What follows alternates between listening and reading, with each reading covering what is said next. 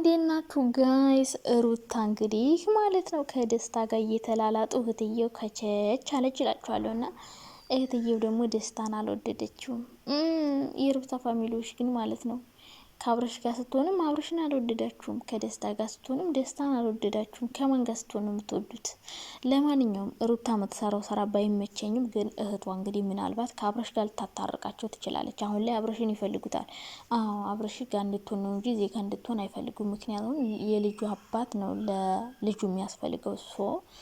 እህትየው አብረሽና ሩታን ታስታርቃቸዋለች ብዬ አስባለሁ። አሁን ላይ ሁለቱም ይፈላለጋሉ። አብረሽም ይፈልጋታል። በእርግጥ የአብረሽ ወንድምም መጥቶ ነበር፣ ነገሩ ብዙ ሰዎች መጥተዋል። ብቻ ድራማው እንደቀጠለ ነው ጋይስ። እኔ የደብረኝን ነገር ልንገራችሁ። ሁሌም የደብረኝ ነገር ነው። ሩታ አለባበስሽ አልተመቸኝም፣ የትናንት ነው። ምክንያቱም ጉንብስ ብንል ዳቦ ይታያል። አዎ እንደዚህ አይነት አለባበስ ምን እሺ ነው? ረዘም ያለ ልብስ የለም እንዴ? ይሄን እኮ በውድ ነው የሚገዛው። እና እንደው ጭንሽን ገላልጠሽ ቁጭ ስትይ እኮ የመጨረሻ ላይ ነው። እና ብዙ ሰዎች ሩታዬ እኔ ነብር ምናምን የምትሉ ሰዎች፣ አዎ ጉብዝ ናት፣ ትመቸኛለች፣ ጥሩ ነገር አለ። ግን ደግሞ መጥፎ ሳይዷን ተናገሩ። መታችሁን የቤት አትሳደቡ። አዎ ራቁቷን መምጣት የለባትም። የልጅ እናት ነሽ፣ ሴት ነሽ፣ ስርዓት ያለው አለባበስ ልበሽ። እሺ እንደዚህ እስከንትነሽ እስከ ጭንሽ ድረስ ተገልጠሽ አትምጪ። ሴት እስከሆንሽ ድረስ የሴት ልጅ ገላ ክቡር ነው። ሽፉን ሲል ነው የሚያምርበት እንጂ እንደዚህ ብልቅጥቅጥ ማለት አስፈላጊ አይደለም። ገና ወንድ ጋር ነኝ ብለሽ ጭንሽን ገላልጠሽ ተመጫለሽ እንዴ? ድራማስ ቢሆን ደግሞ ሂጂ ላንፎ የማያምር ወንድ አጠገብሽ አስቀምጠሽ። ኧረ ፈጣሪ ሆይ! ኧረ ይሄ ደስታ የሚባል ሰው ምንም ነገር የማይችል እንደው ተወና እንኳን የማይችል ዝም ብሎ ቀረፈፍ ነገር የፈዘዘ ድንጋይ። ኧረ በስመ አብ! እንደው ሩታ ከዚህ ጋር ትሰሪያለሽ? ሌላ እንኳን ነቃለ ብታመጭ ጥሩ ነው። እነ ይሳቅ እነ ዳኒ ነበሩ ላንቺ አሪፎች። እና በአጠቃላይ ማለት ነው እንግዲህ ሩታና አብርሽ አንድ ላይ መሆናቸው አይቀርም መጨረሻ ላይ አብረው መሆናቸው አይቀርም። ሄርሜላ መሆን አብሮሽ አብሯት ስለሆነ በጣም ደስ እያላት ነው ምናምን፣ ግን መጨረሻ ላይ አብረው ነው የሚሆኑት። ምክንያቱም ይህ ሰው ለድራማ የመጣ ነው። አብርሽን ለማብሸቅ የተጠቀመችበት ሰው ነው። ድራማ እየሰሩ ነው። ግን ሩታ አልተመቻትም። ፊቷ ላይ በደንብ ያስታውቃል። በቃ ልዩ ለድራማ ቢያመጡት ይህን እኮ አብርሽ ነው። አብርሽ እኮ ነው። አይ አብርሽ እንደዚህ ልብሷን ያስለብሳታል። እንደዚህ ከልጁ ጋር እንድትሰራ የሚያደርጋት አብርሽ ራሱ ነው። እንደዚህ ስር እያለና ሩታ ፈልጋና ወዳ ሳይሆን በቃ ድራማ ስለሆነ ግዴታ ጥርሷን ነክሳ ብትወዶም ባትወዶም መስራት አለባት። እህትየው ደግሞ የተሰጣትን ካራክተር በደንብ አድርጋ እየተጫወተች ነውና እንግዲህ አስታረኳቸው ልትልም ትችላለች። ካለበለዚያ ደግሞ እንዲሁ ንትርክና ብጥብጥ። አሁን ዛሬ አብርሽና ሩታን አገናኛቸው፣ አብርሽን ጠራውት ምናምን ብላ ትመጣለች። ያኛው ሰውዬ ደግሞ በር ሲንኳኳ አብርሽ ከሆነ ይደብረኛል፣ ሁሌ እኔ ስመጣ እሱ እየመጣ ስለሆነ ኧረ እባክህ ደህና ነህ?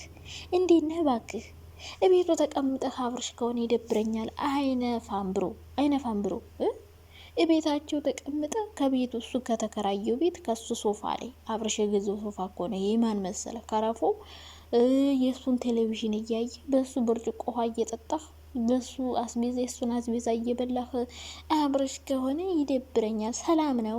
እንዴት ነህ? የሚደብር ከሆነ ማለት ነው። ወንድ ከሆንክ ደግሞ ምን ማድረግ አለብህ መሰለህ? ራስ ቤት ተከራይ እንደዚህ ድልቅቅ ያለ ቤት ተከራይና ሩታን ወሰዳት እዛ።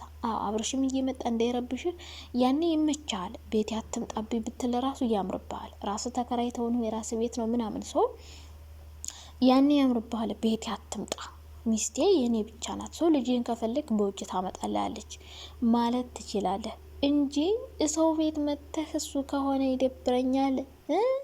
ከርታታ የራስ ቤት ተከራይና ከዛ ተንበላጠጥ። ደግሞ ይንበላጠጣል እንዴ በሱ ቤት? አብርሽ ከሆነ ይደብረኛል ሁሌ እንደዛ አይነት ነገር። ሰላም ነው? ደህና ነህ? ረባክህ እና አብርሽ መምጣት መብቱ ነው። ምክንያቱም የሱ ሶፋ ላይ የሱ ቤት ነው ያለ። ገባህ? ሩታ ቤት ከራዩ ልትከፍለው ትችላለች፣ ግን የሱ የራሱ ሶፋ ነው። እንደዛ ለማለት የራስን ቤት ተከራይተ ከዛ ራስ ቤት ውሰዳ ምናምን። ከዛ ደግሞ በጣም ያሳቀኝና ያዝናናኝ ሽማግሌ ሳልቀርቼ ይሆናል። አሁን ሽማግሌ ልካለው። አረድሌ ሽማግሌ ልካለው። ጭራሽ ሽማግሌም ሊላክላት ነው። እናንተ ለሩታ ደስታ ሽማግሌ ልልክ ነው። የአውሮፓው የካናዳው ዲያስፖራ፣ የካናዳ ነው የአውሮፓ ዲያስፖራ ነው። እና እንግዲህ በዶላር ነው ስጦታ የሚሰጣቸው ለእናትና ለአባቷ ዶላር ነው ጥሎሽ አሉ። እና ያለን እንግዲህ ሽማግሌ ልልክ ነው ብሎ እንግዲህ ወዲያ ወዲህ ሊል ነው ማለት ነው። ሽማግሌ ከሀገር መውጣቱን ትተው ነው እንዴ ሽማግሌ የምትልከው? ባለፈው እኮ ከሀገር ልንወጣ ነው አብረን ልንሄድ ነው ስትል ነበረ።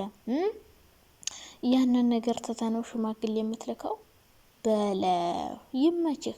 የውጭን ፕሮሰስ ቀረ እንዴ ከሸፈ አልሳካለ ተበላሸብህ። አይ እኛ እኮ ሽማግሌ ሰውን የጠበቅነው መቼ እንደምትሄዱ ነው። ነገሩ ተጋብቶ ነው የሚሄዱ ለካ። ሽማግሌ ተልኮ ከዛ ይጋቡና ምናምን ይሄዳሉ። እና ሳትጋቡ ምንድነው እዚህ ራቆታችሁን የምትላላጡብን? እንደ ሩታ የእውነት አለባበስ ያስተካክል። በጣም ይደብራል። የልጅ እናት ሆነሽ እንደዚህ ራቁትሽ ምናምን ቂጥሽ እየታየ ኧረ አይነፋም፣ የምር አይነፋም። በቃ እኔ የማይመቸኝን ነገር እናገራለሁ፣ የሚመቸኝን ነገር እናገራለሁ። ሲቀጥል ደግሞ እዚህ ልጅ ጋር ስትሰራ አያምርባትም። በቃ ቆንጆ ስላልሆነ ምናምን ሳይሆን በቃ ይሁን አይነፋም።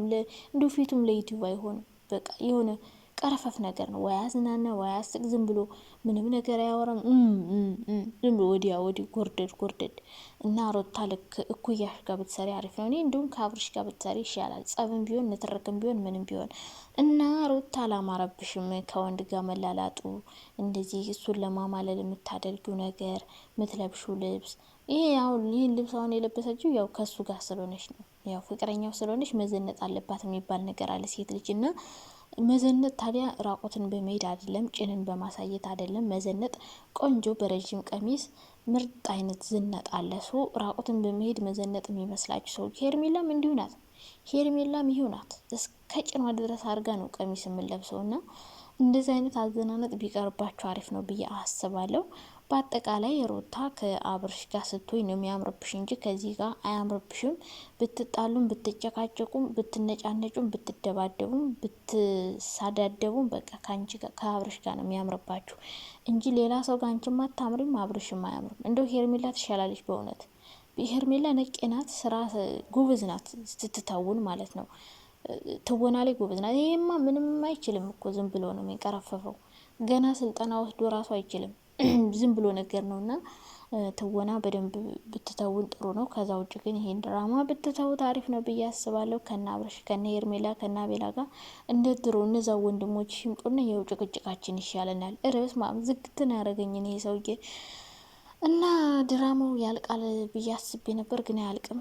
አሁን እህትየው መጣች፣ አብርሽን ታመጣዋለች። አሁንም ታረቁ ትላለች፣ ወይ ሩታ አልፈልግም ትላለች፣ ወይ አብርሽ አልፈልግም ይላል። እኔ እዚህ ስመጣ ወንድ ጋር ነበረች ይላል።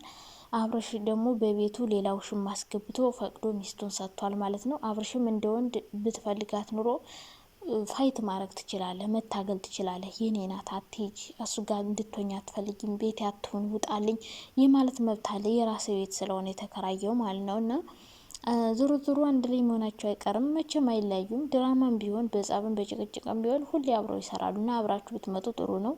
አብረሽም ከሌላ ሴት ጋር፣ ሩታም ከዚህ ልጅ ጋር አላማረባችሁ።